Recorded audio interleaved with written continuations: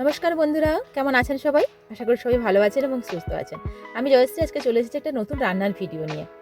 আজকে যাদের শরীরে হিমোগ্লোবিন খুব কম, আজকের ভিডিওটা তাদের জন্য। বাড়িতে বাচ্চা থেকে বুড়ো থেকে এবং নিজেরা সবাই খান এবং সুস্থ থাকুন, শরীরে রক্ত বাড়ান। তো চলে এসেছি, এটা হলো কুলেখাড়া শাক। এর গায়ে একটু কাঁটা থাকে, তো সেখান থেকে বেছে নিতে হয়। এই যে দেখতে পাচ্ছেন, আমি পাতাগুলো রাঁটি থেকে বেছে নিয়েছি। এবার এগুলোকে ছোটো ছোটো করে একদম কুচিয়ে নেব। এরপর এটাকে সুন্দরভাবে রান্না করলে বাড়ির সবাই চেটেপুটে খাবে। অনেকেই কুলেখাড়া শাক খেতে চান না, কিন্তু এর উপকারিতা ভীষণ, মানে প্রচুর উপকারিতা। একে কাঁচাও রস বের করে খাওয়া যায়, কাঁচা রস বের করে কাঁচা দুধ দিয়ে খাওয়া যায়। আর যারা কাঁচা খেতে পারেন না, কারো যদি গন্ধ থাকে, প্রবলেম থাকে, তারা এইভাবে রান্না করে খেতে পারেন। টেস্টও খুব ভালো লাগে এবং শরীরে খুব উপকারও আছে। তো আমি চলে আসুন, দেখতেই পেরেছেন আমি পাতাগুলো কুচিয়ে একদম জলে ভিজিয়ে দিয়েছি। আর একদিকে আলু আর বেগুন সরু সরু করে কেটে রেখেছি। আর নিয়েছি অল্প ছোটো ছোটো চিংড়ি মাছ। চিংড়ি মাছে লবণ হলুদ মাখিয়ে রেখেছি। এবার চলে আসবো পুরো রান্নাতে। কড়া বসিয়ে দিয়েছি, কড়াতে তেল গরম হয়ে গেছে। অল্পই তেল দিয়েছি। প্রথমে চিংড়ি মাছগুলো ভালো করে ভেজে নেব। তো চিংড়ি মাছ কিন্তু একদম কখনোই পুরোপুরি ভাজা উচিত নয়, তাহলে কিন্তু অরিজিনাল টেস্টটা থাকে না। তো হালকা করে চিংড়ি মাছটা আমি ভেজে নেব। ভেজে নিয়ে চিংড়ি মাছটা তুলে নেওয়ার পরে ওই তেলের ওপরই আবার একটু তেল দিয়ে দিয়েছি। ওই তেলে দেব 5 ফোড়ন। আর আমাদের বাড়িতে শুকনো লঙ্কাটা একটু আমরা কম খাই, তো আপনারা চাইলে কিন্তু 5 ফোড়নের সঙ্গে একটা শুকনো লঙ্কা গোটা আপনারা কেটে দিতে পারেন ফোড়ন হিসাবে। ওটা গন্ধটাও খুব সুন্দর আসবে। তো আমাদের খাই না বলে আমি শুকনো লঙ্কাটা অ্যাভয়েড করেছি। তো চলুন, এবার 5 ফোড়নের খুব সুন্দর একটা স্মেল আসবে। তারপরে দিয়ে দিয়েছি কুচনো পেঁয়াজ।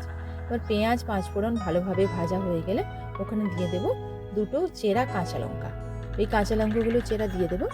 তারপরেই যে ভেজে রেখেছি চিংড়ি মাছগুলো, ওই চিংড়ি মাছগুলো দিয়ে দেব ওই মশলার সঙ্গে আর একবার হালকা করে ভাজা। তো জানেন তো, এই কুলেখাড়া শাক আমাদের বাড়িতেও আমার মেয়ে বা আমি মানে কাঁচা খেতে পারি না। তো সেই কারণেই এই কুলেখাড়া শাক বিভিন্নভাবে রান্না করি। তো আমাদের বাড়িতে আগে সবাই খেত না কিন্তু বাড়ির লোক। তো আমি এমনভাবে এই রান্নাটা এমন সুন্দর করে আগে একবার করেছিলাম। তো সেই কারণেই আগে করেছিলাম বলেই বাড়িতে কেউ বুঝতেই পারলো না যে আমি কী রান্না করেছি। তো সবাই সুন্দরভাবে খেয়ে নিল। তো ভাবলাম সেই যখন রেসিপি রান্না করেছি আপনার সাথে শেয়ার করি। তো আরেকদিন রান্না করে আপনার সাথে তাই শেয়ার করলাম। তো চলুন, এবার মশলা হয়ে গেছে। এবার ওখানে আলু, বেগুন আর কুচনো কুলেখাড়া শাক তিনটা ভালো করে ধুয়ে দিয়ে দিয়েছি। এবার এরপরে ওর ওপরে লবণ আর হলুদ দিয়ে দেবো। লবণ হলুদ দিয়ে ভালো করে ওটাকে জাস্ট একটু ঢাকা দিয়ে নেড়ে নেড়ে রান্না করতে হবে। লবণ হলুদ দিয়ে দেওয়ার পরেই দেখবেন যে শাকটা এতটা হয়ে আছে কিন্তু অনেকটাই কমে যাবে। শাকটা অল্প একটু সেদ্ধ হয়ে যাওয়ার পরে অনেকটাই কমে যাবে। তো লবণ হলুদ দিয়ে এটাকে ঢাকিয়ে দেবো। আমার মেয়ে আবার ওই কুলেখাড়ায় কিন্তু অনেক রকম রেসিপি আছে। আপনারা যদি কেউ চান যে কুলেখাড়ার রেসিপিটা যদি ভালো লাগে, আপনারা যদি কেউ বলেন, তো আমি অন্য রেসিপিও আপনাদের সাথে শেয়ার করব। কমেন্ট বক্সে অবশ্যই জানাবেন যদি কেউ কুলেখাড়ার অন্য কোনো রেসিপি চান। আর যদি আমার ভিডিওটা ভালো লাগে তাহলে অবশ্যই একটা বন্ধুরা লাইক করবেন, বন্ধুদের মধ্যে শেয়ার করবেন। আর এটা একটি মানে ভালো স্বাস্থ্যের পক্ষেও খুব ভালো শাক এটা।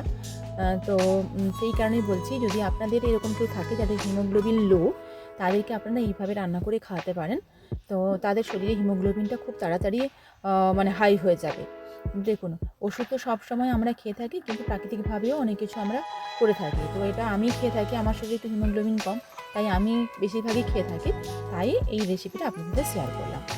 তো এরপরে নাড়াচাড়া করে অল্প একটু সর্ষে বাটা, তার সঙ্গে অল্প একটু জল দিয়ে আবার ঢাকিয়ে দেবো। আর যদি আপনারা আমার চ্যানেল সাবস্ক্রাইব না করে থাকেন, তাহলে অবশ্যই সাবস্ক্রাইব করে দেবেন আর পাশে থাকা নোটিফিকেশান বেলটি অন করে দেবেন। আমার চ্যানেলে অনেক রকমের শর্ট ভিডিও, লং ভ্লগ, বিভিন্ন ইনফরমেশান, রান্না, সমস্ত কিছু আপনারা পাবেন। তো আমার চ্যানেলটা সাবস্ক্রাইব যদি করে আপনার পাশে থাকেন, তাহলে আপনারা সমস্ত কিছু দেখতে পাবেন। আর অন্য কোনো রেসিপি চাইলে আপনারা কমেন্ট বক্সে অবশ্যই জানাবেন। তো আলটিমেট আমার রান্না রেডি, দেখতেই পেয়েছেন। এই হলো কুলেখাড়া শাকের একটা নতুন রেসিপি। খুব সুন্দর টেস্ট এবং খুব সুন্দর স্বাদ এবং প্রচুর উপকার।